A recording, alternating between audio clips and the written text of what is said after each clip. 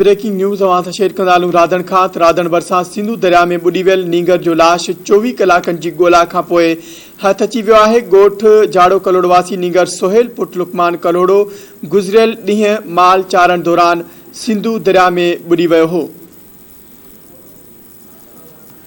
खबर जो हवाले से नाज़रीन, खबर के हवाले से अवां खे एक बार ॿीहर आगाह कंदालूं। संदसि वारसनि पारां मुसलसल ॻोल्हा बैदि नींगर जो लाश 24 कलाकनि खां पोइ हथ कयो वियो आहे। खबर के हवाले से अवां खे एक बार ॿीहर आगाह कंदालूं। राधण भरिसां सिंधु दरिया में बुॾी वियल नींगर जो लाश 24 कलाकनि जी ॻोल्हा खां पोइ हथ अची वियो आहे।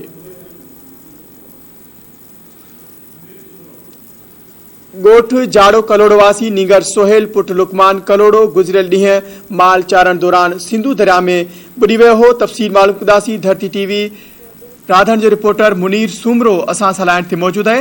जी मुनीर, अपडेट कजो, नौजवान जो लाश किथां हथ कयो वियो आहे?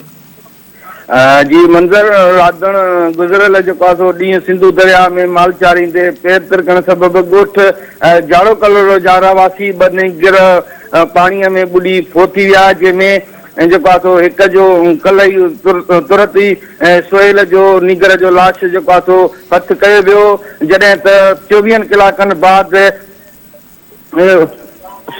हेलो मुनीर, अपडेट करण लाइ अवां जी वॾी महिरबानी।